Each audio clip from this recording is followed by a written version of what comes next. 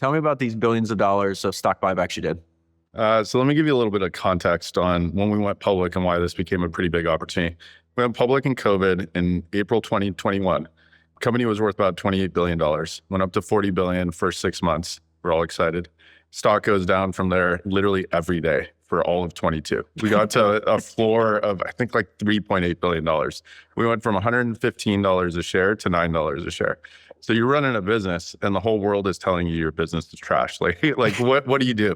At the same time, interestingly, we went out with $700 million of EBITDA in 21. We did $1 billion plus of EBITDA in 22. So like fast growth, executing on the business, yet public market investors were telling us business is terrible. And it was what it was.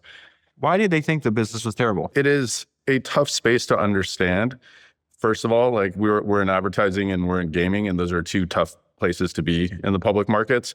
The other challenge was that we went out in COVID and there were just way too many IPOs. And once you learn the public markets, which I've learned a lot more as we've been public for now 4 years, you need really big investors to start buying shares in companies early on, because you have your private company investors trying to sell shares. So on the one hand, you have this imbalance. You've got a flood of shares that are going to come to the market.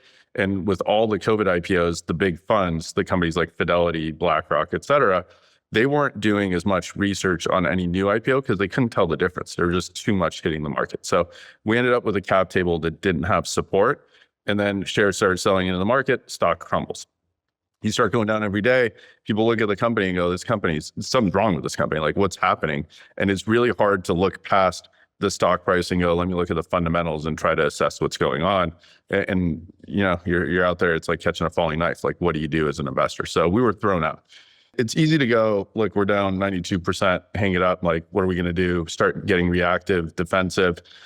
Instead of that, what we ended up doing was going two things. One is the whole world doesn't like our shares. So if no one's going to buy our shares, why don't we just start buying our own shares? And so we kicked off a really successful buyback. The company at the bottom was worth $3.8 billion market cap, and we were generating over $1 billion of EBITDA. So you think about the cash flow to market cap, it was about 1/5 that we were generating every single year. Well, in theory, we could buy back 20% of the shares of the company just in the next year if we really believed in the path we were on. So we kicked that off, but we did it a little bit differently than what most companies do. Most companies go out and say, I'm going to buy shares from the public markets and just take shares back. But you don't know who's on the other side of that trade. On the other hand, we knew that we had a cap table where about 50% of the shares were going to sell at some point over the coming years. We had private equity investors that owned roughly 50% of the shares of the company alongside some other founders that were no longer there. So instead of going to the public, we went to the shareholders that we knew were going to sell and got them to agree to sell back to us over time. And so for the following 18 months, we ended up deploying somewhere around $6 billion of buybacks of our own capital, and we levered some to buy back shares in the company. And over time, that ended up creating somewhere in the neighborhood of $50-60 billion of actual proceeds from the buyback. One of the more successful buybacks in the history of companies. You bought back around $6 billion. You made about $60 billion on that $6 billion. Where did you get you said some of it came from earnings of the company, and then you went and... We levered as well. Where did you borrow the money from? So as a private company... Is anybody telling you at the time you're nuts for borrowing? you're down $3.8 billion market cap, right? Explain like how you were thinking, the difference between how you were thinking about inside the company versus, you know, the world telling you about your business. Because there had to be a lot of people around you saying, what the hell's wrong with you? You got to be nuts going into debt to buy back your stocks of this shitty company. I mean, look, a lot of times, like, people like to be conservative when it comes to cash. And so one, to lever up is scary to people, but then two, to lever up to buy your own shares when everyone's telling you your company's a piece of shit, that's really scary to do. I never believed in saving cash for a rainy day. I feel like I'm a big believer in what we're building. I believe in where we're going. So if I believe in the future and we're a really high cash generative business, we should always be buying back our shares. So at a bottom point where the valuation became that juicy, there's no reason to be afraid of it. And the good news is, I mean, I don't have a lot of experience with boards, and we can talk about that in a bit, but our board was very supportive because it's rocket science. You look at a multiple of 5 times cash flow and you go, okay, why don't we just buy all the shares? Buy as much as you possibly can. And so because it was so cheap and we had a lot of conviction on our future growth prospects, we just hit it as hard as we could. Explain what you mean about you didn't have a lot of experience with boards. when we first started the business, I went out and talked to VCs to raise capital, and I got turned down by all the top VCs. So $1 million over $4 million valuation, some point in spring 2012. Wait, that was your first? All rejected. That's what I pitched. I would have given up a quarter of the company for $1 million. Would have been a big payday for those VCs. And they said no. They said no, because again, we're in advertising and we're in games, and it was a tough pitch. And this is my third business. What year is this though? Because I think 2012, because people hearing you say we're in advertising games, now those are some of the most profitable businesses in the world. What was happening in 2012 though? What was challenging for VCs back then was, well, Google and Facebook and Amazon are in this space. And so why would some goofy name little company that's trying to develop something be able to compete with the giants? I think the sort of failure in the logic is my third business in advertising. I already had successes over a decade before in advertising. So it's a failure on seeing who's the founder. So bet on the person. $1 million over $4 million, you get 25% of the company. It's a pretty good do. And then understanding that the space itself in mobile gaming and mobile apps at the time was nascent.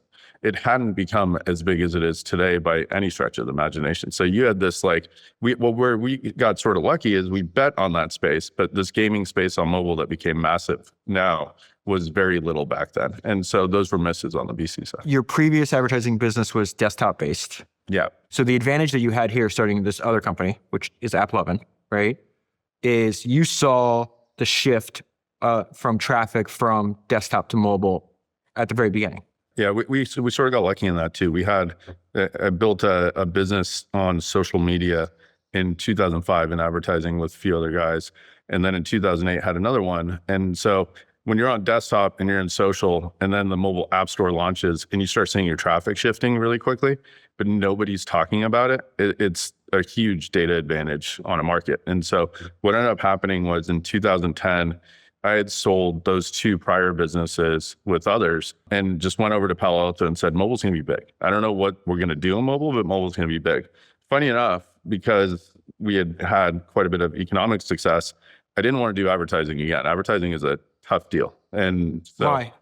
It's just really hard to get excited about being an advertising person for 20 years. So now I'm sort of life commitment to it and I'm pretty good at it. But at the time I was like, look, we succeeded in advertising.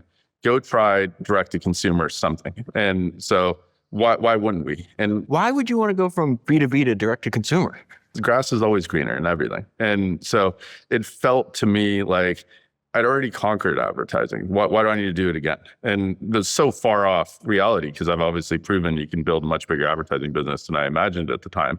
But I felt like it's tough. You're dealing with the client on the other side. And when you're in an advertising business or any B2B business, you're trained the client's always right. So you're on the other side of that trade. If you own the consumer, well, then you own your destiny. And so I felt like it would be a lot more fun to build a consumer business. And we tried. We built, in 2011, we launched a dating app and a fashion app. It looked terrible. So a married guy is building a dating app. Yeah. And you, every time I see you, you're in the same clothes. Yeah, you made a joke about that earlier. I have like 4 outfits. So I have zero fashion sense. And I was married at the time. 2 terrible ideas. Pre-Tinder though, and the fashion app we launched right around when Pinterest launched, and they were down the block from us. So there was obviously opportunity in those markets. We were not the right teams to do it.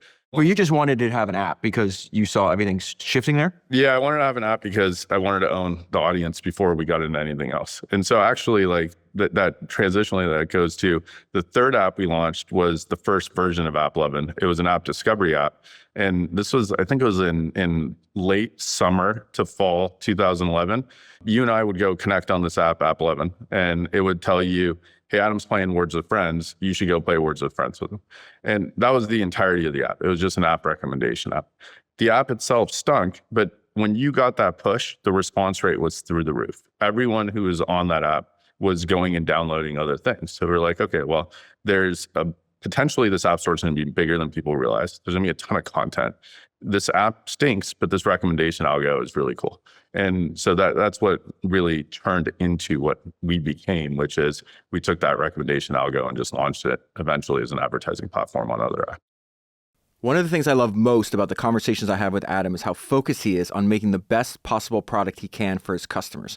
Obsess over customers is a maxim that is repeated by Jeff Bezos, and you definitely see that with Adam. It is also the same trait that I see in my friend Kareem, who's the co-founder and CTO of Ramp. Ramp is the presenting sponsor of this podcast, and Kareem is one of the greatest technical minds working in finance today. Kareem is obsessed with crafting a high-quality product and using the latest technology to constantly create better experiences for his customers. Ramp has one of the most talented technical teams in finance, and they use rapid, relentless iteration to make their product better every day. Ramp is completely committed to using AI to make a better experience for their customers and automate as much of your business's finances as possible. Today, Ramp helps your business control and automate spending. They do this with corporate cards for every single one of your employees, expense management, bill pay, procurement, travel, budget controls, accounting automation, and AI tools that flag waste, fraud, duplicate charges, and policy violations. Tomorrow, Ramp is full self-driving money for your business. Many of the fastest growing and most innovative companies in the world are running their business on Ramp. I run my business on Ramp, and you should too. Make sure you go to ramp.com to learn how they can help your business save time, save money, and grow revenue. Let AI chase your receipts and close your books so you can use your time and energy building great things for your customers. Get started today by going to ramp.com. You said you had 2 other advertising businesses. You sold them. So now you're going to try to go direct to consumer. You're going to build these apps, the precursor to AppLovin. Were you already rich at the time? I was rich enough to not need more money in my mind. Unfortunately, the line on that always goes higher as you get richer, but I felt like if I didn't make another dollar, I'd be fine. So I was bootstrapping this business for the first year and a half while we were just tinkering with things.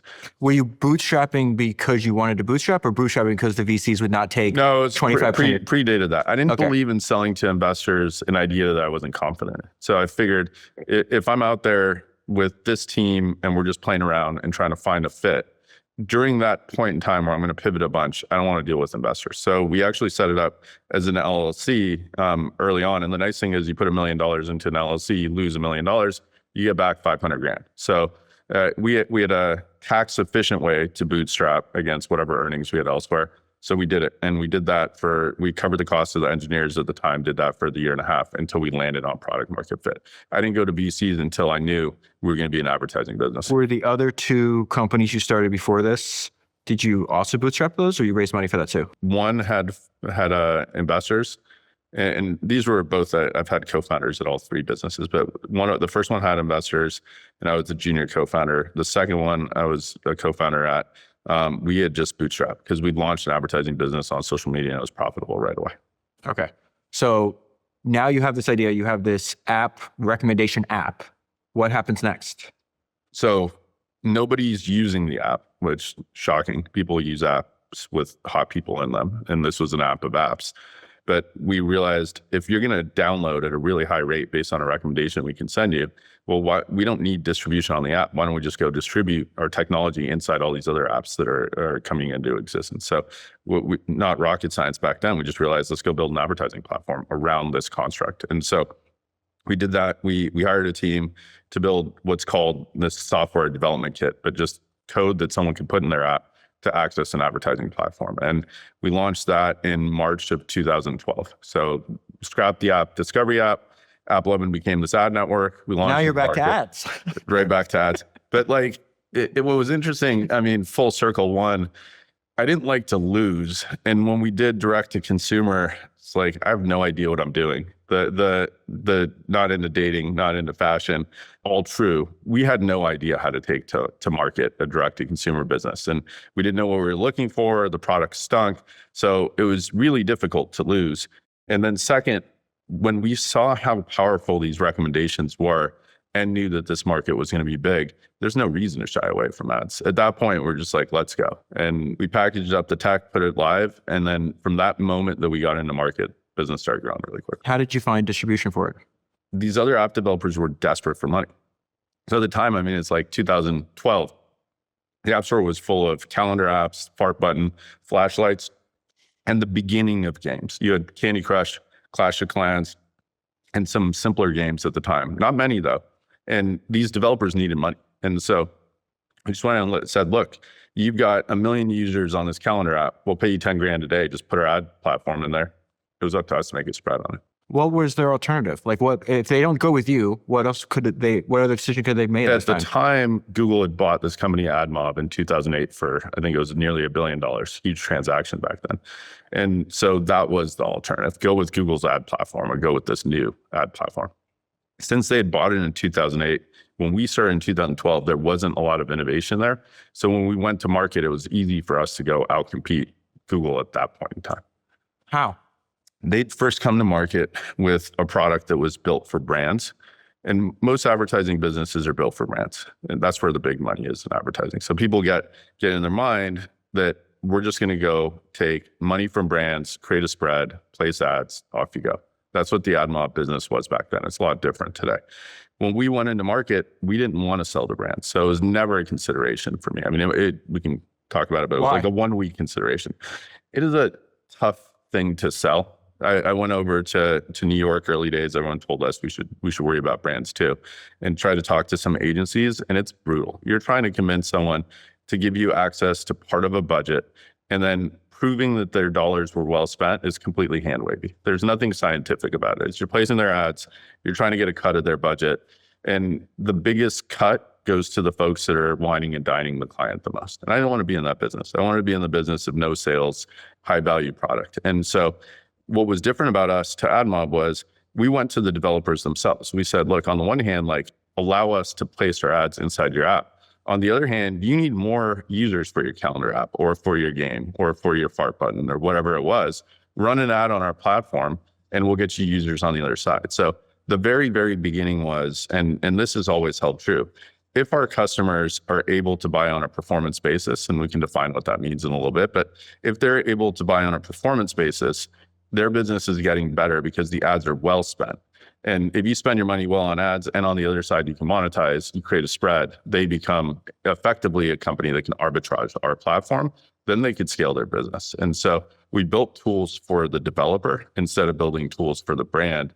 And that really served us well at that point. That's a really interesting insight. And so there was no other alternative for the game developer at the time, or the app developer rather, that there was no other platform like yours doing what you were doing. There were a couple other companies that were just starting to exist too. It was interesting because they had your same idea though? At the exact same time, a few of us had the exact same idea. So you had independent of one another. Totally independent. And it's also funny, the same VCs that rejected me put a lot of money into those companies.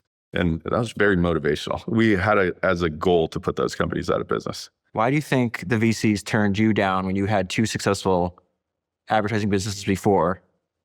And yet they're funding the competitor of yours that has the same exact idea without the previous success in advertising. I mean, look, I'm terrible at sales. So maybe it's that. But maybe it was that this market was a little bit further along at that point in time. Like I think VCs tend to look at a market and they have to really have high conviction in it. And you had in early 2012, things were just starting to form and we were just getting to market with our product. By the time these other companies were raising in later 2012 and 2013, it was pretty clear this thing was going to grow pretty quickly. And then our revenue ramp at the point in time when we launched in 2012, from March to November, when we did we did an angel round and we marked our own money in, and that was it.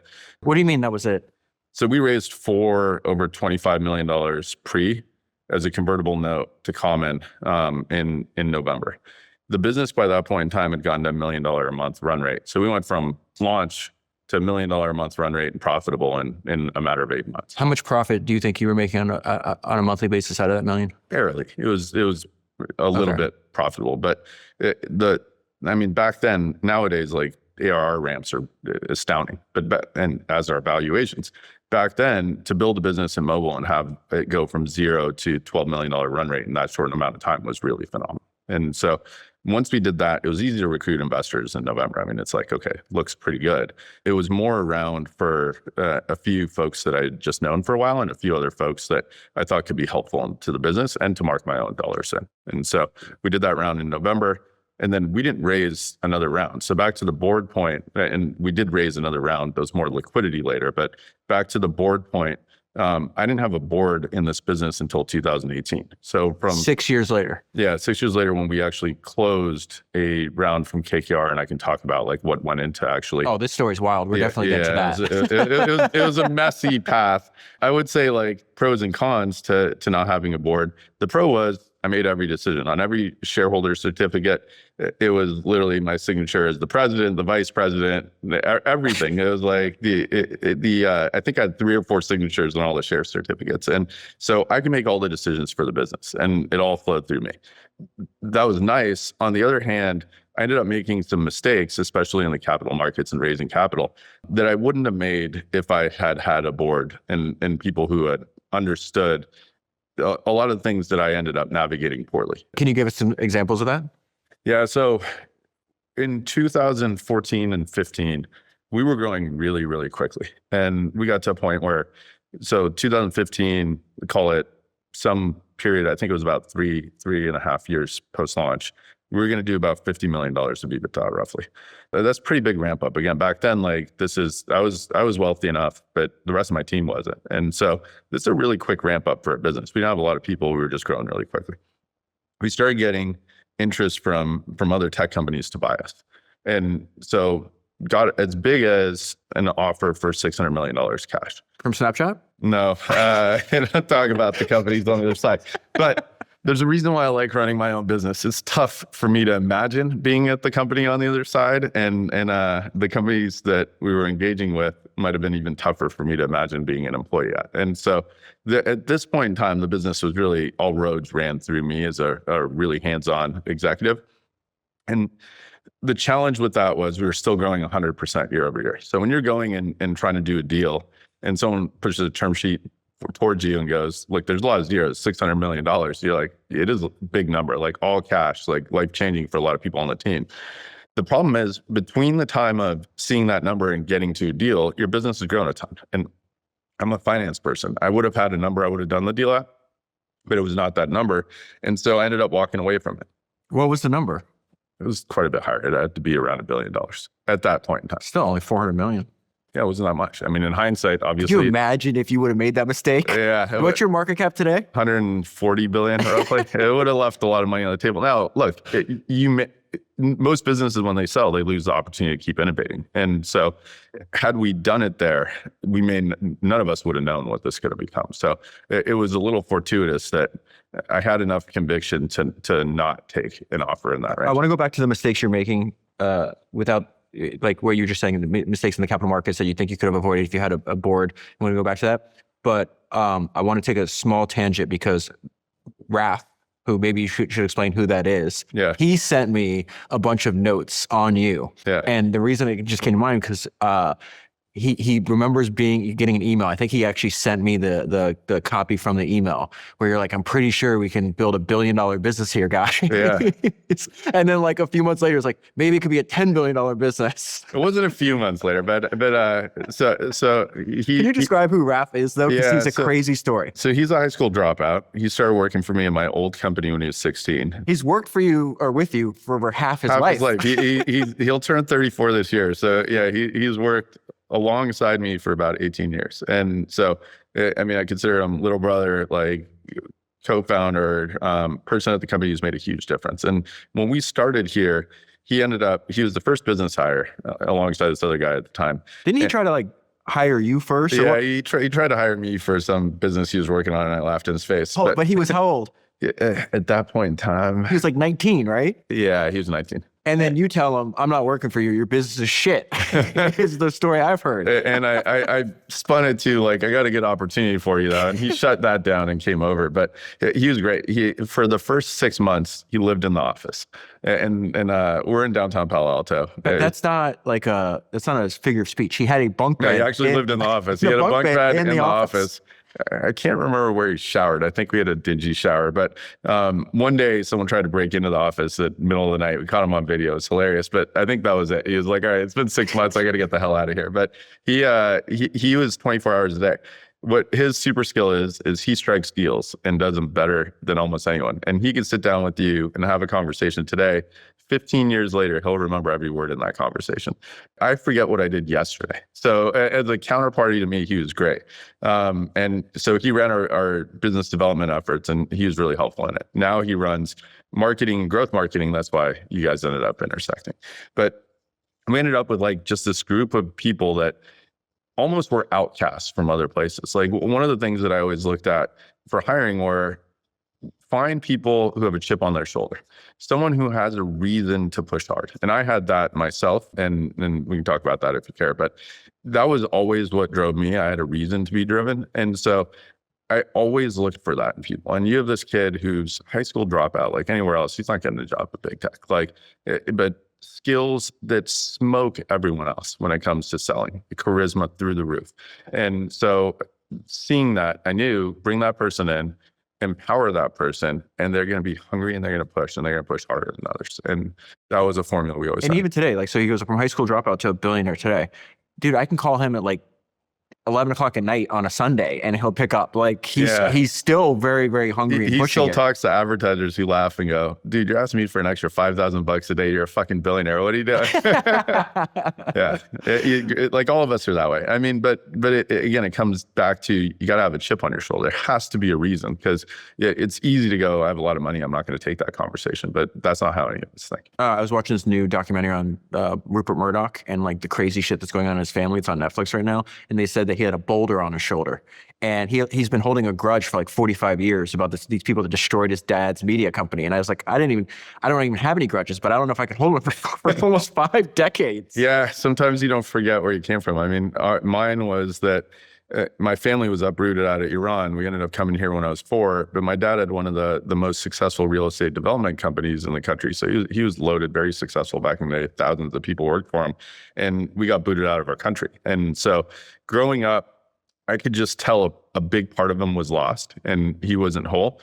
And so I felt this obligation, and it didn't kick in for me till later, but I always felt this obligation that I got to do whatever I can to prove that I can have the utmost success, because he gave everything up to bring us over. So that's never gone away. I still think to this day, one, this notion that like you can reach a point of success, like I don't know what that is, but it's a moving target, nowhere near that moving target. And 2, always got to be present. And so I always looked for people on the team that had some reason to have a grudge or a chip on their shoulder, or something that would motivate them. If they didn't have that and life was really easy, those were not people that I was going to introduce to the company. Yeah, you strike me as the person that kind of wakes up maybe paranoid a little every day. I feel like most successful people are. I mean, there's a long time, and I don't know if I'm past this yet or not, probably not.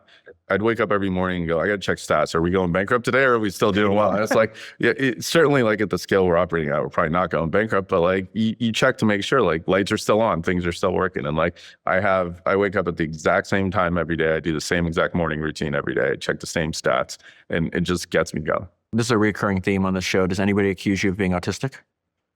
Sometimes. I mean, my wife will accuse me of that, but I think it's more popular these days. I don't know that I'm autistic, but I don't think you are. I can look people in the eye when I talk most of the time. But although I didn't think Brian Armstrong from Coinbase was, and everybody that knows him is like sending me messages like he's definitely autistic, but he's got a great personality. He's a great storyteller. Like he's not the like super antisocial autistic. Yeah, I mean, if you knew me 25 years ago, I'd be deemed a lot more antisocial autistic than now. I've learned. I think a lot of good founders can follow patterns and figure out how to do things. There was a point in time where I never would have sat in this chair across from you. I would have been too nervous. I'd be dripping sweat. Like my first interview out of college, I walked in with a suit and like I literally walked out just drenched. It looked like I got out of a rainstorm. So there was a point in my life where I was a lot different when having communication as a requirement. Now I know that it's just a requirement to do in the job. So I got to do it well. And so I think a lot of people, whether it's autism or like just figuring out how to functionally be appropriate on the things that are necessary to get forward, people who do well in these types of roles have to solve that. Deal is how the best founders turn the world into their talent pool. I've been studying how history's greatest founders operate for a decade, and one thing they all have in common is they understand that recruiting and hiring the very best talent is your most important priority. A players recognize other A players, which is why top companies like Ramp, Shopify, 11 Labs, Uber, and DoorDash all use Deal. Many of the top founders I know have personally invested in Deal after using their product. And what they discovered is that Deal is the best company in the world at building infrastructure for global hiring. Deal will help your business hire, pay, and manage any worker anywhere in the world so you can retain the best talent anywhere and spend the rest of your time focusing on what you do best, delivering value to your customers. The founder of 11 Labs has a great description of the value Deal can give your company. He said, "We built 11 Labs to break down language and communication barriers. With Deal enabling us to hire and support exceptional talent anywhere, we can accelerate our innovation and bring more voices, stories, and ideas to every corner of the world." Deal is trusted by over 40,000 companies and growing fast. Learn how they can help your business by going to deal.com/Senra. That is deal.com/Senra. So let's go back to the mistakes you thought you were making. Go back to 2015 before. So the not taking the big offer was a bonus for me, because if we had a board of investors, I may have faced pressure to take the offer. And so being able to make my own call on that was like, okay, this is great. Like, I don't actually have that pressure. The downside was the second you say no, and parts of your team know that you turned down that much money and they can run the math and go, I would have made this much. You end up with a lot of pressure to do something. So this was late 2015, and I used to be a finance background. I was a derivatives trader out of school. And so I understood multiples, I understood capital market arbitrage. And late 2015, what was going on in the markets and was that you had China investors buying a lot of US tech companies, because the Chinese capital markets had just opened up. You know, the market over there, their NASDAQ is A shares back then, was dripping. And so you had these investors coming in and saying, I'm going to deploy China capital into a US company and then go list that US company in China, make a big spread, call it a day. And so I went out to talk to some of these investors and ended up announcing, I think it was some point in 2016, I don't remember the exact date, but I announced a private equity investment in the company, $1 billion, over $1.4 billion valuation. So fast forward less than a year. Who's this investment coming from? The Chinese company? China-based and Orient Hantai Capital. Okay. Was the name. And this was like a small team. I met 4 guys, really good guys. Like, we hung out in China, got along. So I liked them. And they came in, they invested. What's the state of the business at the time they're investing? We're still growing 100% year over year. I think at the time, part of the dollars were based on us doing 85 million of EBITDA in 2016. Okay. And so like deal structure was like, if you can beat this number, you get full value. Now, the structure of the deal was a little interesting. It was to clear out most of the cap table. My shares mostly would remain. Anyone else who wanted to roll could. And then we take the company public in China. Now, I speak maybe 5 words in Mandarin. Wouldn't have been a great China public company CEO. They thought I'd be charismatic and appear well, but no communication, probably not a good idea. The other thing I didn't know, and this is where a board would have been helpful, is at the same time, President Trump had just been elected to his first term. And so this was actually fall to going into winter of 2016. So President Trump had just been elected. Geopolitical climate was getting worse. China, US, there was a lot of suspicion around, like, what are these Chinese companies doing buying all these US tech companies? I felt like it's just an arbitrage, like whatever, people are trying to make money, who cares? I didn't even know what a state-owned business was at the point in time. It turned out like, and we announced the deal, you still have to go through regulatory, and we're doing a cross-border transaction. And the regulatory body that governs cross-border transactions is this committee called CFIUS. And so this committee exists to go, is there a national security threat with this foreign money coming into the US to invest in a US company? I don't even know what this was, but I announced this deal. People think you got rich. Everyone's congratulating you. And I'm like, okay, well, what do I have to do now? What's the next step? It turned out the next step was you got to go to DC and you got to convince this committee that's made up of like every government agency. There was NSA, CIA, FTC, DOJ, like everyone was in the Why? Is it just because it's China? Because it's China for one, and because we at this point we're a large scale data platform. We're sitting on a lot of mobile devices. And I'm like, okay, what do we know about people? People play like solitaire games, like who cares? But like, I guess like the belief would be that if someone nefarious gets access to your technology, they could do worse things with the data than what we had access to. And so that was the general idea. But I marched into DC and I'm like, I don't know what I'm doing. I hire a law firm, no board, no one's guiding me. Everyone's just like, oh, $1 billion, get the cash, just call it a day.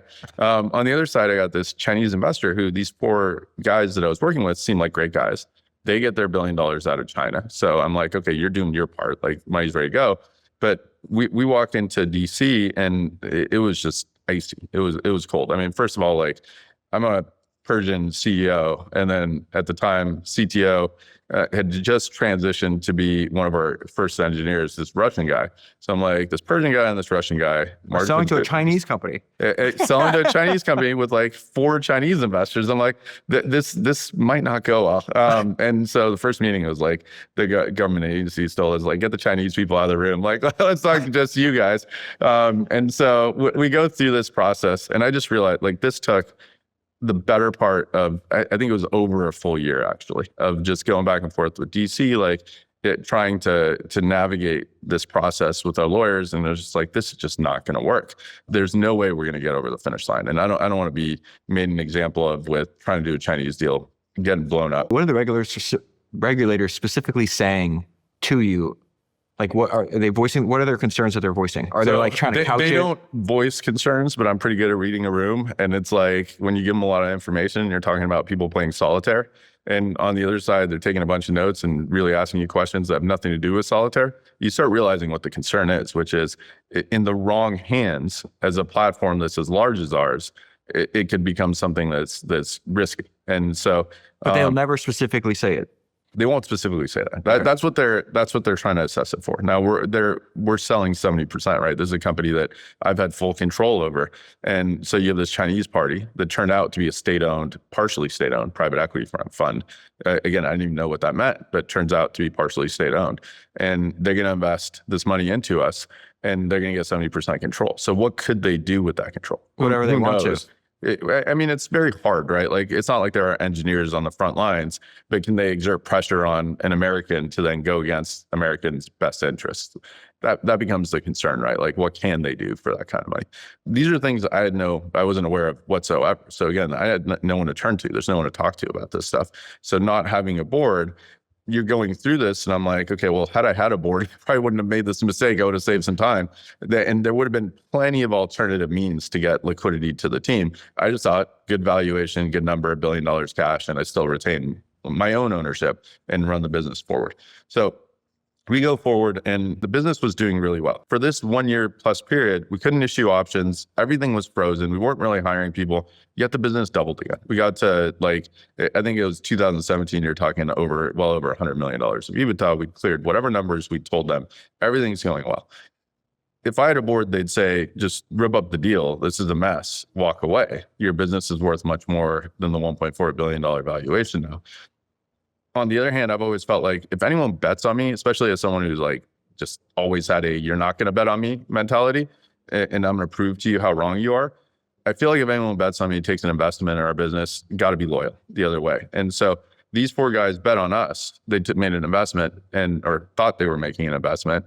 And so I didn't want to leave them hanging. I also didn't know what happens to a group of people from China that take $1 billion offshore and then the deal blows up. Like, what happens to the money? What happens to those people? So I didn't want to deal with any of that. And so I ended up finding a way to get them a deal that then we could unravel later. We ended up doing it so that instead of their $1 billion being an equity investment for 70% where they would get control, which is what triggers this scrutiny, we ended up pivoting it to a $1 billion convertible note that if on conversion we pay them back the money plus interest, they would get 10% of the business. So under 10%, there's no control, and then they can come along for the ride.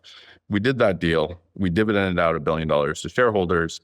Think of it as like a liquidity round pre-IPO. I knew that okay, we're going to get the money in my team's hands. No one's selling their shares. But now I'm stuck with this massive convertible debt that I got to go unravel.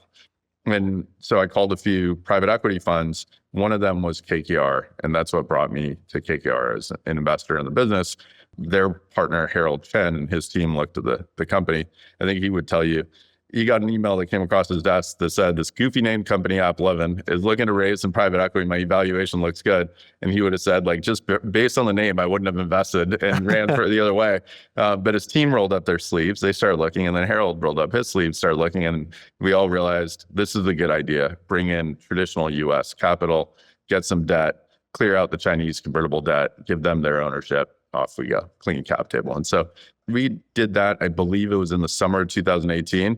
And we had to build the first board that I'd ever been part of. We had myself, Eduardo Vivas, who's Raf's older brother, and then Harold Chen, this 3-person board. Where are your co-founders at this time? Because AppLovin it was founded by 3 people, correct? Yeah. So one of my co-founders, this guy, John Krisenak, was in charge of technology. He's CTO or no? He was CTO originally. So Okay. he built a really good team. So I would say like a really good manager's job is build a really good team and eventually get replaced. And the first engineer that was the lead engineer at the time, this guy, Basil Sheekin, just became so good that in 2016, we swapped him into the CTO role. And John then at that point was transitioning out. Out of the company completely? Yeah. And so like I've always had this belief that like a lot of people get complacent with the leaders that they have. And those leaders, if they're not at that moment as good for the role as someone underneath, that person underneath is going to leave and start a new business. So like you owe it to every single person, and you owe it to your company to make sure the best person is in the right role at any given time. And actually this, like, fast forwarding to just last week, we just announced Basil's gonna shift gears to a different role in the business. And one of the people that he'd hired, who's built a whole bunch of our new technology and now runs the team, is going to transition into CTO. So the same thing happened again. Okay. So this always happens. At every role I've seen is if we were complacent and said you're a VP because you've been here 10 years, the person underneath who's been here 2 years is just much better, and we're not getting into that VP role, is going to leave. I don't want to lose the best talent. I want at any given moment the best talent in the most important roles. And so we always do that trade. And if you don't do that trade, it's really depressing, because you end up with these really long tenured people who end up in all these really important seats, but all your fresh blood is churning despite having more upside. You could have given them room to grow and you could have transitioned. And so we do that every chance we can get. And then the other co-founder was a head of product type person. And I think he transitioned out, it was about 3-4 years ago. And really, like, what changed over time for both of them, and then, like, I think just generally, like, a lot of the people that were early at the business, when you go through this transitional period of like private, fast growth, small team to we're going to go public, we're going to be a bigger company, it changes the types of people that you may need for that next chapter. And so there was just transition on the team across the board, where we were constantly changing those like 50, 100-person type company people who really wanted to hustle with no structure to people that could actually continue to hustle with less structure than what most public companies have, but more than a 50-person startup.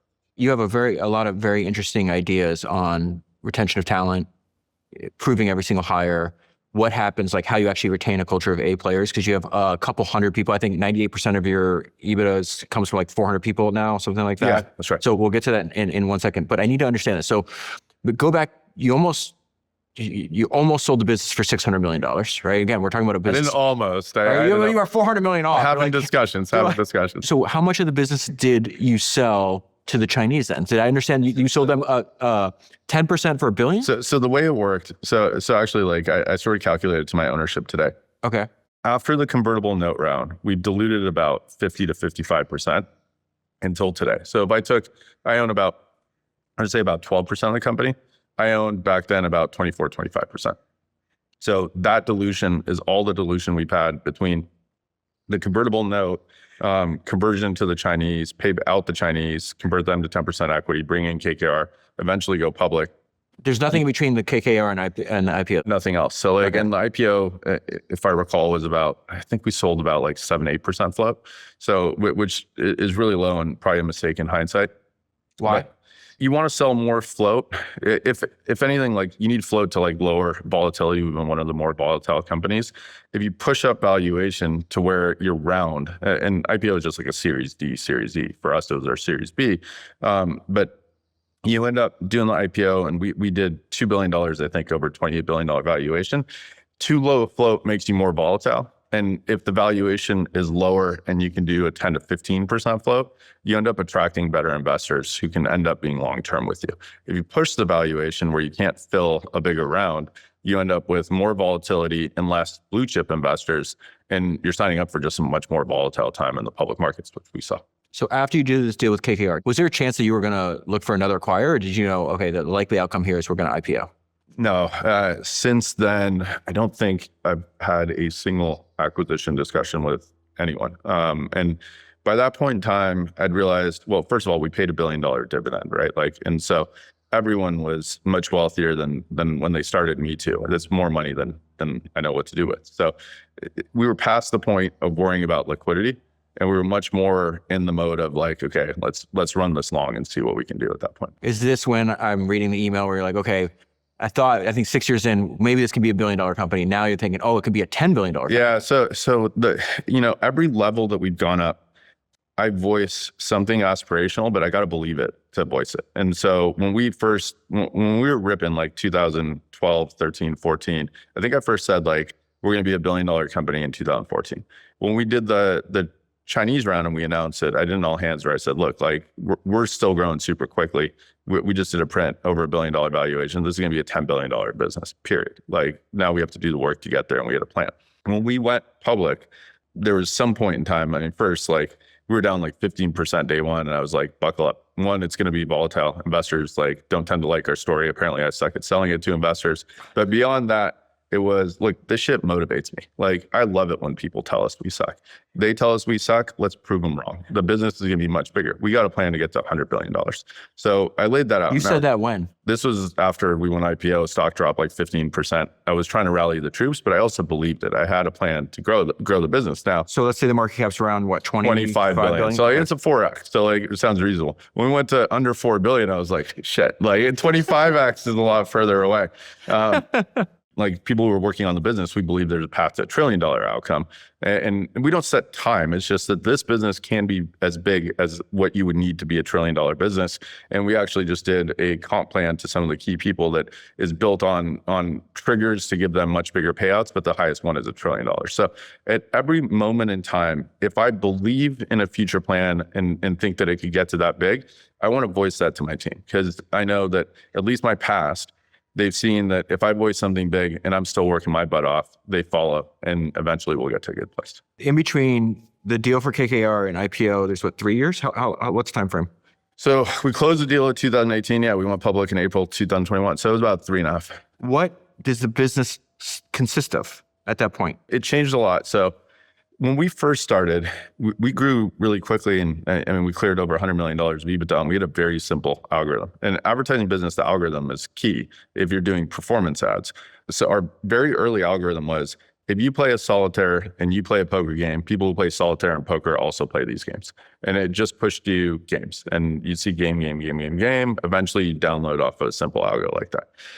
What we realized as really machine learning technologies evolved, and Facebook built this fantastic platform over the 2010s. Once they got their mobile marketing platform out, they really did turn ads into content. What does turning ads into content mean to you? If you have a very powerful algorithm on showing users ads that are really good for them, the consumer is going to discover products that they want to buy through the ads. And when you can do that, you can show people an endless amount of ads. They don't care about the ads that they're seeing. They're not disruptive. They're actually something that they can engage with. And what I saw was, and I inferred, that their algorithm was way more potent than what we had at the time. And obviously the simple rules-based algorithm wasn't going to cut it. And so in 2018, we started realizing we've got to upgrade to machine learning capability. Other companies are doing it. Facebook's way ahead of us. In order to do that, we need data. And the data that we had were games that people were playing. The data that Facebook had, of course, they had the social graph, but they're pixeled on most of the websites in the world. Advertiser data is very, very important in predicting an advertiser relevant outcome. So by that, I mean, if you're a consumer and you're on 40 different sites and you're browsing for different products and you buy 4 in the last year, that's a very good data set to predict what are you actually interested in. And if you don't have that visibility— Which Facebook has and you don't. Facebook had, we didn't. And so if we were going to go build a much more robust model, it's very hard to just do it with solitaire and poker data and whatever else other games we had in the system. We needed advertiser data. Now, in this case for us, it was inside mobile games. What are you actually spending on? If we could get that data, we could train a model that was a lot more powerful than what we had. What you buy is very much predictive of what you'll buy next. And so that was critical for us to go get our hands on that data. We were unable to convince advertisers to share that data with us. Even though they were sharing it with Facebook and Google, they would not share it with us. We were just the small startup, even though billion-dollar company, just this other company in the space that didn't have a need for the data because we didn't yet have the model. So in order to solve that problem early on, I went out and we just kicked off buying some gaming studios. So actually, like, the business from KKR investment to IPO ended up looking wildly different than an advertising business, because we ended up with like 14, 15 different game studios across all categories of gaming that we ended up owning, so that we can not only understand what the game developer needs from a marketing platform and a monetization platform, but also use their data inside our model. And so we bought the studios. We launched our first Axon 1 model. That Axon name is the name of our advertising model. The first one was more traditional machine learning, but huge upgrade over the first system. And revenue growth started happening really quickly once we brought that to market, but we couldn't do it without owning these studios ourselves and being able to feed data into the model to train it up. How long from the idea of we're going to essentially, like, you're vertically integrating, right? And so now you're buying gaming studios. These gaming studios all own a bunch of different games, I assume, and they're producing. And so now you have the data of what people are doing inside the games, right? So the idea of, like, how long from the time you had that data till you start buying your first gaming studio? We moved really quick. We have an idea and we just go. And so one of the nice things at KKR was they were actually supportive in this. It wasn't like, let's start analyzing like what it is we're doing. It's like, Adam's got an idea. Let's go behind him. And we just made this investment. So we got to believe he knows what he's doing. And so it was idea to first acquisition almost right away. It was, we have a studio to go buy. It was a studio called People Fun. And then we were building up our own studio internally too. And then everyone was supportive because the logic was really, really sound. Now the fear and why a bigger board might have said, hey, we don't want to do this, is we're a platform servicing gaming companies. And everything I've done in my career is be transparent all the time. Like, your reputation and trust can break down at any moment if you violate trust on the other side of things. And so I'm a very transparent person. And we end up in this space where we're servicing the gaming clients and we're now going, we're going to compete with you.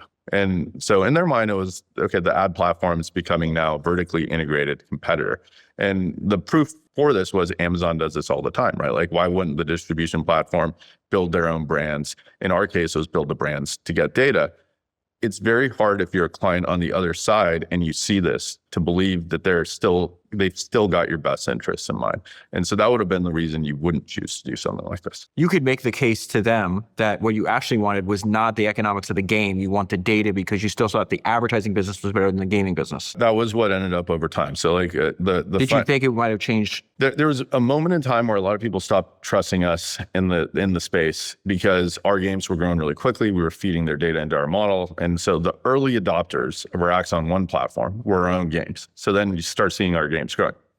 On the one hand, you had companies that go, you're competing with us, who just chose not to work with us, said, fine. That's not only logical, it's okay, because we made this bet and we're going to live with it, and it's really good for our business potentially. On the other hand, you had smaller businesses, small to medium sized inside gaming. They just need any win they can get. And so we ended up with these companies that then said, okay, your own studios are sharing your model data. We're going to share your model data and help us grow our business. Yeah, because if I'm them, like, I know your product works because you're using it to grow your own games. Yes and no, right? Like, you go, that's great, but then if I feed you data, that's helping your own game. So am I fueling a competitor to become better? Because you could just clone their game. That's what the concern would be, right? It's like, you're using my data to effectively get into the space and compete with me. Now, you have to know who's on the other side of it. One other interesting data point about me is, growing up, I played games, but as an adult, I hate games. I don't spend a minute playing games. So like, it wasn't like, wait, you hate games? I mean, it just consumes time. It's addictive. Like it like, for me, myself, like, I don't have the patience to like get good at games. So therefore I suck at games, and I don't like sucking at things. So I don't play games. And you talk to these game developers, and that like, what they had to really realize is, like, the company run through me can't be a game developer. I don't even care about the game content. I cared about the data, and I cared about the distribution platform. So once they started realizing, okay, they're never going to be a good game developer. This is clearly a strategy. It's a means to an end. It started changing things, but it required. Who was telling them that story, though? I know a lot of the game developers in the space. A lot of us are now quite close. And over time, like over the last decade, a lot of us have grown up in this industry together. So we become close.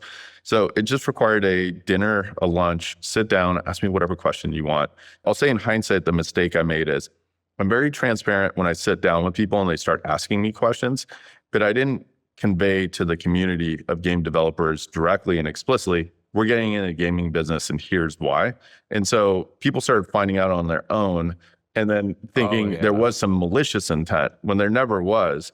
But then once they sat down with me, it was like, okay, now we can overcome that and like get down to business. How are we going to grow your business? And so as a company, we've always had a belief that if our clients are improving their business, we're whole. We're good to go. I mean, the mobile gaming space, there's very little VC funding. A lot of these companies are bootstrap businesses. The founders are the key people. The founders are the marketers. Most of the companies we work with are not even in the States. They're in Europe and Asia.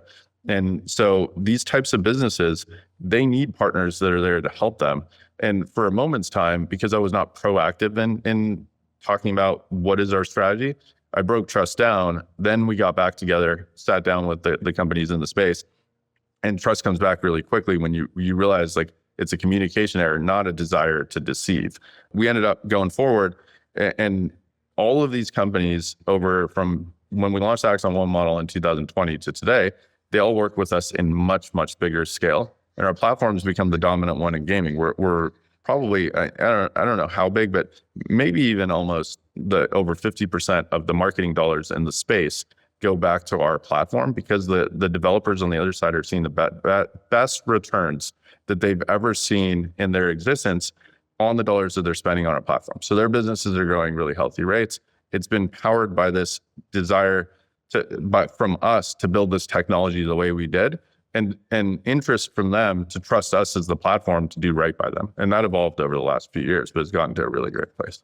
So you sold off the gaming studios? Aligned with the fact that we were never going to be good at gaming, we got to a place where the business had grown so much that every advertiser in mobile gaming was now starting to connect into our models and work with us the right way. Once we got to that point, we realized we don't need these studios. It's a headache, it's a distraction.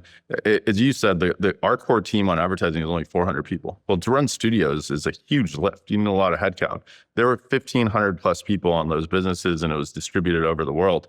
So we got to a place where we said, we just can't manage this. It's not in our DNA. We don't know what's going on. We're not paying attention to it. And we ended up selling it off to this company whose founder I've known a very long time. It's a great guy. This company, Triple Dot, out of the UK. They bought the whole thing. And that was important to us. We didn't want to go through and say, we own 15 studios. We're going to sell off one at a time just to make a profit. So instead, we just priced it down enough to make it enticing to a company like Triple Dot to just take the whole thing off our hands. And we did that, I believe it was about a year ago. So how many years did you have to own these gaming studios? From beginning to end, I want to say 5 years roughly. Adam is one of the most focused and intense founders I've ever met. As you're seeing during this conversation, Adam is driven to build a great product that serves his customers, relentlessly improve that product over time, and win. And that is exactly what Adam and his team has done with their advertising platform, Axon. Axon connects you to over 1 billion potential new customers in mobile games. Axon allows you to capture undivided attention. Axon's ads are full screen videos that are watched for an average of 35 seconds, retention that blows other ad platforms out of the water. You can launch on Axon in minutes. You set the goal and Axon achieves it. No complex setup, no expertise needed. And Axon scales quickly. They can put your ads in front of over 1 billion potential customers. Other businesses have seen immediate results, scale to hundreds of thousands of dollars to spend per day, and increase their revenue by millions. So you want to get started quickly before all of your competitors are on Axon. And you can do that by going to axon.ai/Senra. That is axon.ai/Senra. You have to have one of the craziest employee to market cap ratios. So how are you able to run a $150 billion company that's making a couple billion a year in cash flow? More than that now, quite a bit. Yeah. I mean, run rate wise, I think Q1 we made, or I guess Q4, what we just announced in Q1 was, I think it was 1.3 billion in cash just in a single quarter. Okay. So 5 billion or a little bit more per year with 350 to 400 employees in the main business. Yeah. How are you able to do that? A couple things happened. When we tanked in 2022. Why'd you tank in 2022? This is when the stock collapsed 92%. Okay. Because you went public in 21. 21, okay, stock collapses in 22. That's when we ended up under $4 billion market cap. A couple things. One is I needed to make sure I retained my team, that by team, I don't mean like everyone on the team. There's certain people that are just doing functions and are replaceable. There's certain people that are critical to a business and like you really need them in with you for the long haul. And so what I realized was when building a business, you feel like everyone should be a shareholder. I was like one of the founders that was like, you're the janitor and you should get shares in my business. When we went public and we faced this volatility, we started hearing from, or at least I started hearing from a lot of people like, man, we're way down on our equity this year. Our comp is way lower. Are you going to true us up? Are you going to give us stock on the other side? And super frustrating for me because you think about the trade on the other end of it. Well, when the stock goes up, are you going to give your shares back to me? Like, you're not going to do that, right? You're going to be happy and you're going to get overpaid. And so we had these 4-year grants that we distributed to everyone on the team. And what I realized was it's unfair for me to judge because some people just need compensation. If you're getting paid $150,000 a year and 50,000 of it was an equity that goes down by 90%, now you're at $105,000 a year, you might not be able to pay your bills. Like, you really depended on that equity. On the other hand, if you're a critical engineer and you're paid $1 million a year and your $600,000 of stock-based compensation goes down to $100,000, you're still getting paid $500K a year. Like, okay, there's enough money to make ends meet and to ride out the volatility. And so what we did at the low point for the team was some people were just going to put on cash compensation. Everybody at the company can buy shares in the business, but we don't need to force that decision for people that have lower total compensation. So they can just go cash compensation. We then said, who are the people that are like critical to the business? Your key engineers, your key product people. Again, remember, we don't want to do brand advertising whatsoever. So like this wasn't mostly the business people or sales team because we don't even have much of that. This was core product and engineering. If they build a really good product, they build a really good model, we're going to be able to scale the business. And so we took it down to a little over 100 people that we give equity to in the business. And why this was important was it forced me to go, who are the people that matter? Like, who am I really in this with for the long term? And we had more people at that point in time. We really slimmed down the business to this core group of people and the support around them. But it was important for me to get it to that point because, to your point of having A players don't like to work with B's, C's, D's. I mean, D's, you're gonna just burn your A's out. But like anything that's worse than an A player on the team, and you're distracting your best for working with those types of people and like trying to bring them up to speed, it is a huge loss because eventually you end up churning out your A's. So I had to not only understand who are the key people, I had to go through this period of time where in 23, I think it was about 23 or 24, even though the business was ripping, we were firing a ton of people. We let go of about 40% of the team. I think it was 24. The business grew nearly 100% year over year, and we fired about 40% of the team because I wanted to distill it down to these A players. I wanted to get it to a place where fresh blood, key people, key roles, they're getting equity, they've got a lot of upside, support around them, and then we're lean and mean organization. So wait, go into more of this thinking because this sounds like it's going over several years from 22 to 23 to 24. We're only talking about the ads business. We're not talking about gaming studios. We're not talking about the other, you own like a SaaS company that I think has like another. Not talking about those. Let's just focus on this. So now you're, 350 to 400 of them today. What were you back then? So we're more, I'd say probably close to double that. And so this guy, Giovanni, who just started as CTO, he joined in November 22, and he's responsible for him and Basel, the CTO I talked about.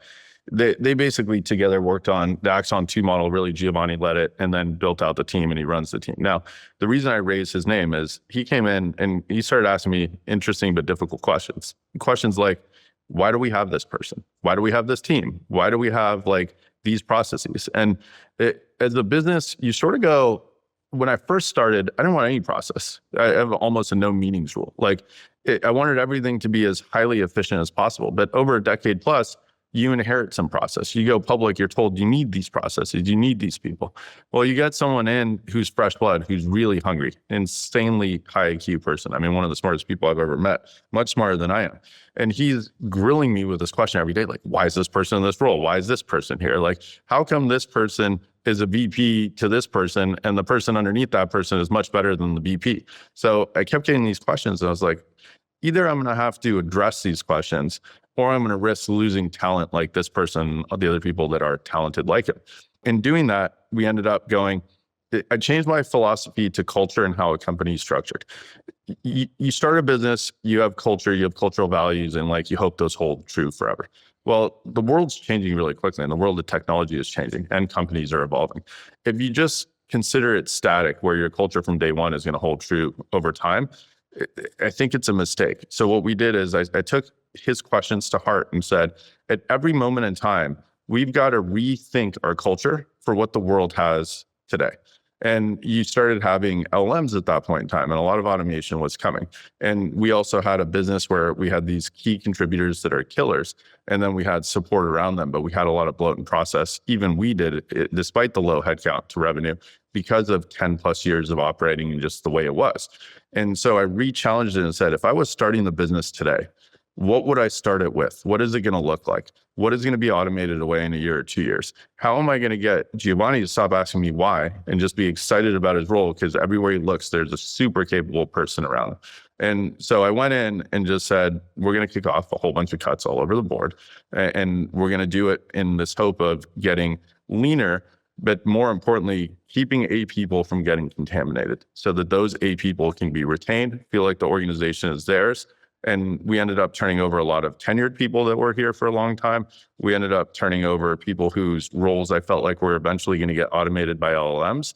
And if we felt that way about their role, I wasn't going to keep them in a dead-end job. I want people to go and do whatever is best for them. And usually professional and personal growth leads into what's best for them. And if we didn't have that, we were going to move on from it. And so we just leaned everything up, and it ended up working really well for us. That's excellent. Do you think there's a certain size, like a limit to how many, if you're running a company, you want a team of all A players? Yeah. Do you think there's an upper bound to how many employees you could have? You have two types of employees. You need some support functions, right? Like at the end of the day, as a public company, like not everyone can be like an A player because they're not in roles to innovate. So let's say there's some people that are just doing roles to keep the lights on. That's just a requirement. So set that aside. Then you've got like your core people, especially product and engineering. We expect our engineers to be product people. So we don't have much of a product org. So let's call it core engineering. We expect them to be A people. Now, to have a team of A players, you've got to be able to recognize A players. So I know that Giovanni's an A+ player. I know that he has no tolerance for anything that's not an A player. So he goes and he's very quick to go, you're either cutting it or you're not on my team, but you got to be at this level or you're out. And so putting people in these leadership roles that require that level of talent allows me to have confidence that because they're impatient, they're not going to enable talent that's not qualified in these key roles. And so you're always turning over people that don't meet your need, and you're going as lean as possible. Now, when you have an A player, you don't want to cut those people. Those people are super powerful, especially as we go forward. And you're going to need lean teams that know how to use AI. Your best people know how to use AI better than your mediocre people. And it's not by some sort of linear function. It's much greater than that. And so our team is constructed to have leaders who are A players or A+ players who can see the A players underneath and who have no patience for anything that's not, and are very willing to fire on site. If they feel like you're not cutting it, this role is not one that you're passionate about. And most of our people, because we're lean, are very smart, but sometimes being smart is not enough. You got to be really into building what we want to build, and you're not cut out for it. You get a really good severance and you go off along your way. So this leads me to another thing that I find remarkable about you, that even to this day, if anybody wants to hire anybody in the company, they have to get an approval directly from you. So this was a funny one. And the reason this came up is there's a period of time we went through turnover in HR, and I took over the HR organization. And I saw that same period before we did the cuts, we'd become bloated. And I was like, why is the headcount so high? Why does it keep going up? Well, it turned out every time we let someone go or someone quit, there was automatically just a new job placement that went up. It was a job placement as a quote unquote backfill. So I had a role. This role disappears, I'm going to automatically rehire, which means there's no way your headcount can go down. Your headcount's only going up because you're still inevitably hiring other roles too. Now, what bugged me about that was we had hundreds of job postings, and in order to hire and train and get value out of a new employee, you're talking about 6 to 12 month process. What happens in the period of time when that person quits and you don't have that person? Why do you need a backfill if you can survive without that person, without anyone in that role for some period of time? You probably don't. But it feels better to say, I want the head. And so I took it over and I said, look, convince me that you need the person. So we went from somewhere in the neighborhood of hundreds of new hires that we're doing a year, or at least attempting to do a year, to in the tens, because people were so spooked about trying to convince me that they need the role, they wouldn't come to me. And like now it's like, if they come to me, I know that they're desperate. Everything's going to break down around me. People are working so much that they really need this extra hire. Okay, go make it. I really think what's remarkable about you is you just took this insight that everybody agrees on, right? That the value of your company is just the talent, the level of talent that you have in your employees, your team. You only want to work with A players. There is some kind of upper bound to it. I remember the reason I asked you the question earlier is because like Steve Jobs said that he had only ever seen one company in his entire history and his entire experience that was all full of A players. He says it was Pixar. He said, but they had 400 employees, and at the time Apple had like 3,000. So he says, of course, I have 3,000 employees. They can't all be A players. But what's remarkable is everybody agrees on it, but no one actually does the difficult job of like making sure that you don't alienate these A players and essentially surrounding them with Bs and Cs and other less talented people, because you jump to the right conclusion. They're going to leave. And in many cases, they'll just go start their own company. Yeah, the challenge, I mean, like you see it in the software world today, the challenge that a lot of companies have now is bloated workforce, and the talent's mostly mediocre. So what's the solution? You can't just fire people. If you fire half the people and everyone was not an A player, you're just left with half mediocre. And so what do you actually do? Where we were lucky is that I've always felt I'm a cheerleader for the folks on the team. And like for a long time, I was making a lot of the decisions on the team, and I ran product and I was hands-on, but I still try to direct people and surround myself with people smarter than me. And I always felt like pretty reasonable IQ, but I'm not exceptionally high IQ. I see patterns and problems really well, and I can typically like understand what that problem is and try to propose a solution and move forward. And if I'm wrong, I can pivot quickly and get to a good answer. And so maybe that was the skill that I had, but paired with that, I was always humble enough to know that when you hire, you always want to upgrade yourself. You want to hire better than yourself. It's something that you're not as good at. So like the Raf discussion earlier where he's exceptional at BD. Well, I don't remember the conversations I had a day ago, 5 days ago, 5 years ago. So I needed someone like that, exceptional talent in a function could upgrade me. And so I can go, he's much better than me at that. And so what's important in that is that I took the humble approach to upgrade at every level and then be the cheerleader for these people and give them whatever they need to succeed. And that hasn't changed since we started the business. And I think it's very challenging to maintain that, because a lot of times when you're building a business, you start hiring these executives, and these executives come in and they're trained to hire empire build, and they build up these teams. And all of a sudden, train leaves the station, you had this core group of 8 people, and all of a sudden you surrounded them with these professional managers, and workforce gets bloated, and those really good people that you used to love working with, they get disillusioned, they churn out, and what you're left with is a miserable place. That function has held true at a lot of businesses. And because I was so controlling and hands-on, I never let it happen. To this day, we don't have a CRO. We're an ads business. I mean, anywhere you look, advertising business, who doesn't have a CRO? We don't have a CRO. We don't have a COO.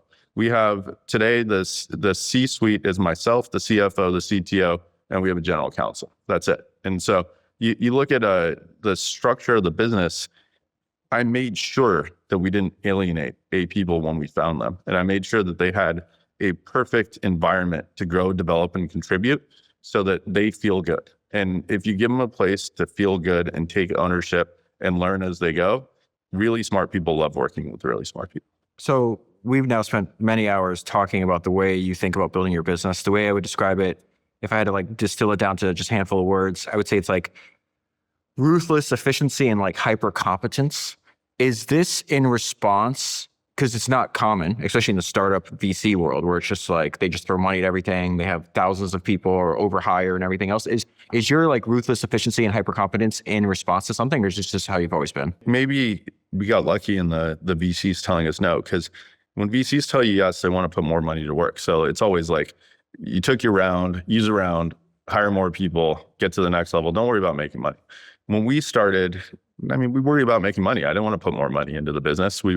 I'd made enough not to worry about money, but I didn't make that much. And so we wanted to be profitable. And then once we started getting profitable, what I realized is one of the most important things when I hire and work with someone is I want them to believe that at any given time, they're in the best role for them anywhere on the planet. And so I define best role as massive growth opportunity, professionally and personally. I think really good jobs where people become passionate and love their work, give them an ability to grow. If you take that away, then they should leave. And a lot of times people get complacent and stick around, but in theory, you should just force them out. And so what that means is to give very smart people room to grow, you got to maintain lean and efficient.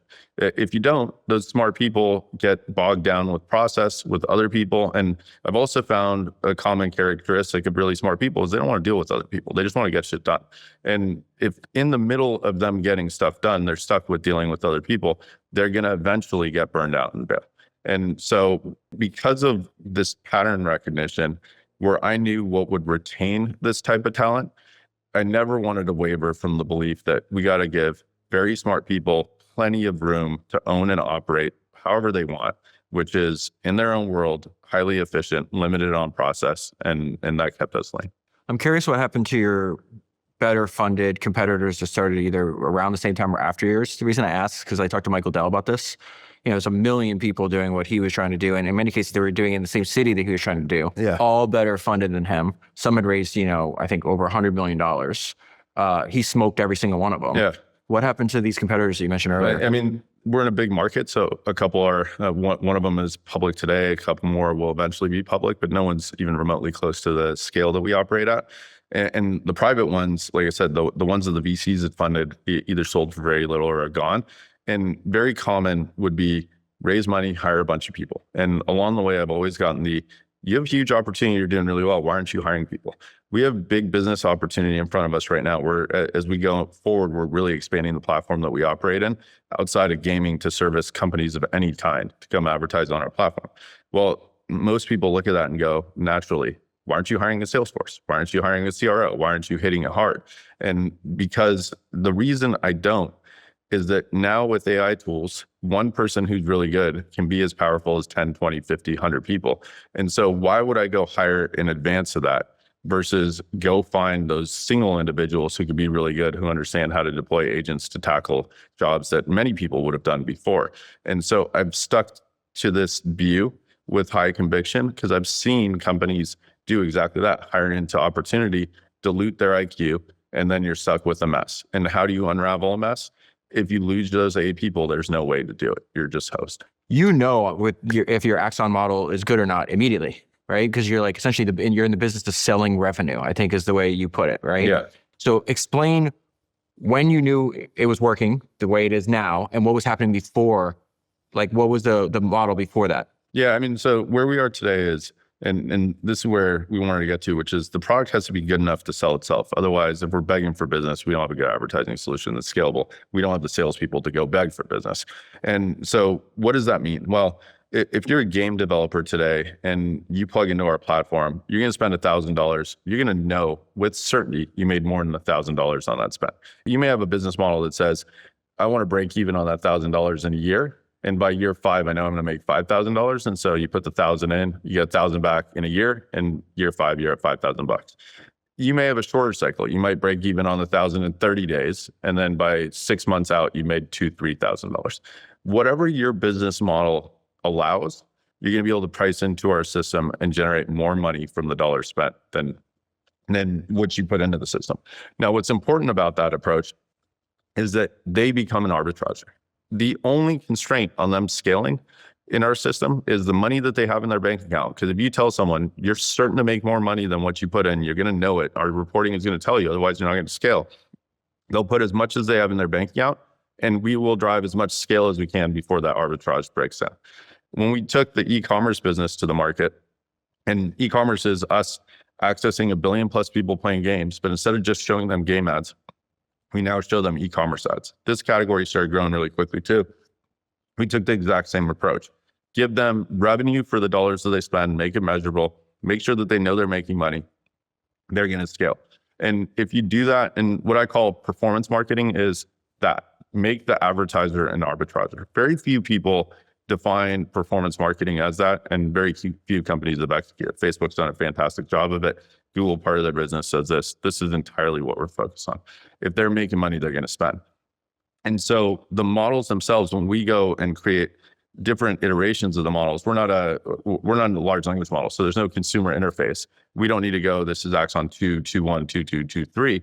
But every time our research scientists go and improve the model, the goal is, can you drive more spend to the advertiser at their return on ad spend goal. So are they making more revenue and are they getting more reach? If a large language model gets more accurate, you prompt it, you're going to get a better output. And so, and obviously the use cases go up. If we get more accurate, the prompt effectively is advertiser has all the budget and has these goals. And can we deliver more accuracy for them? Can we get them more scale? Can we get them more spend? So we're constantly doing iterations on our work and doing tests in our experiment framework to try to extract more value. More value is get the advertiser wealthier.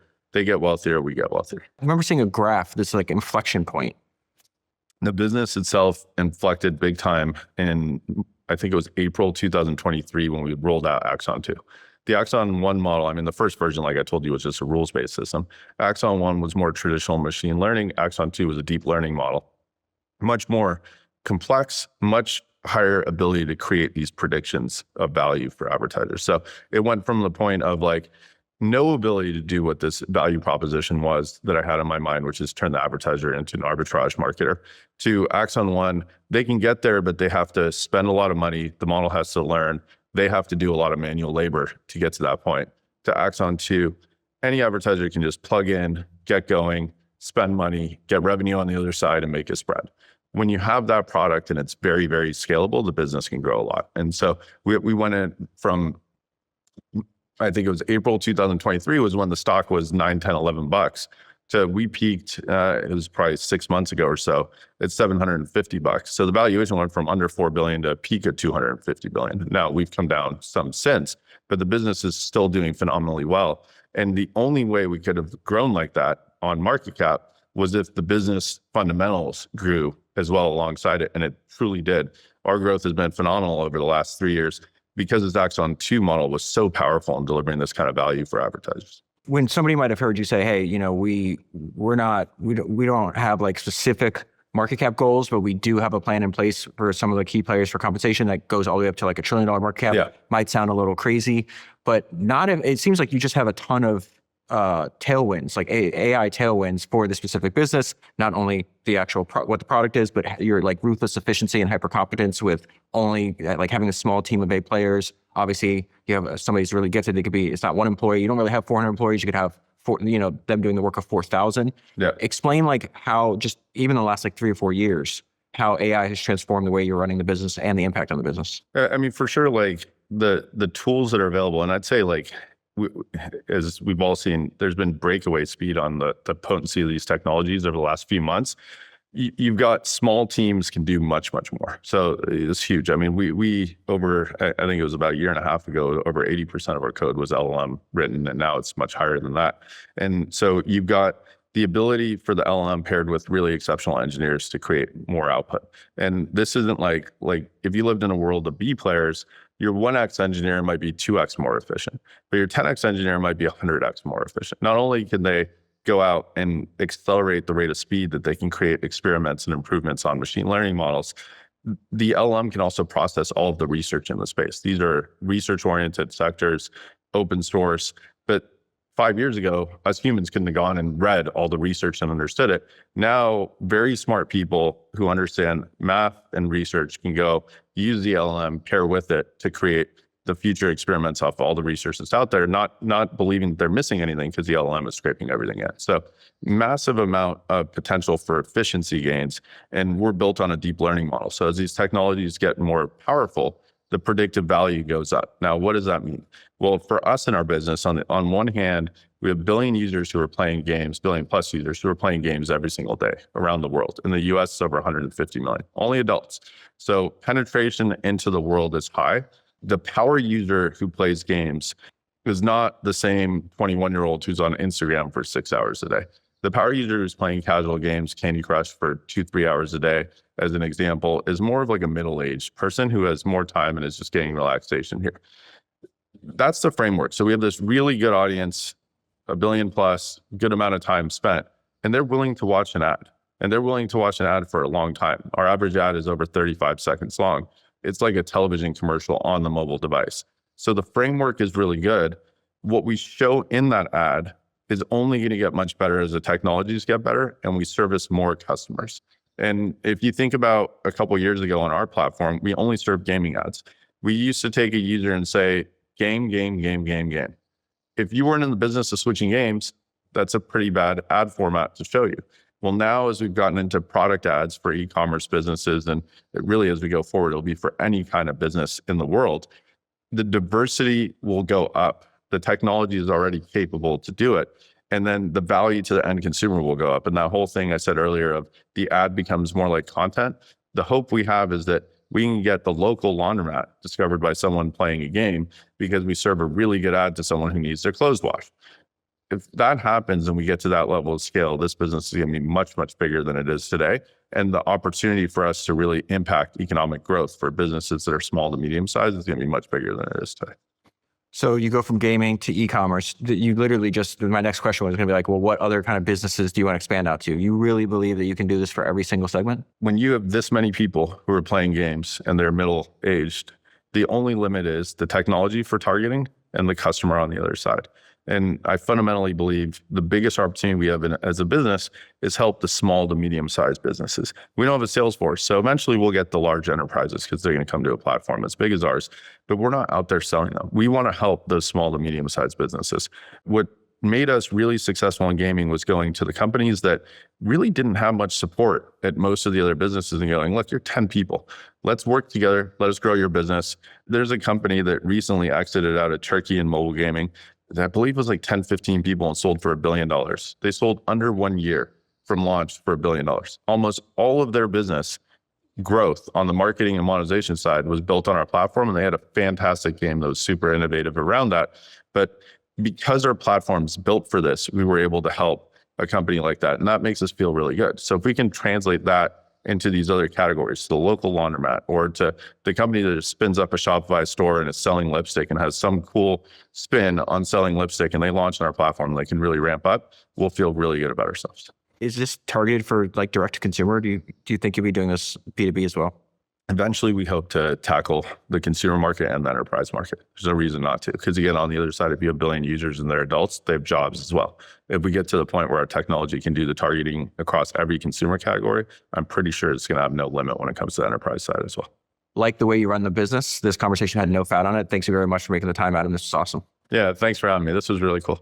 I hope you enjoyed this episode. Please remember to subscribe wherever you're listening and leave a review. And make sure you listen to my other podcast, Founders. For almost a decade, I've obsessively read over 400 biographies of history's greatest entrepreneurs, searching for ideas that you can use in your work. Most of the guests you hear on this show first found me through Founders.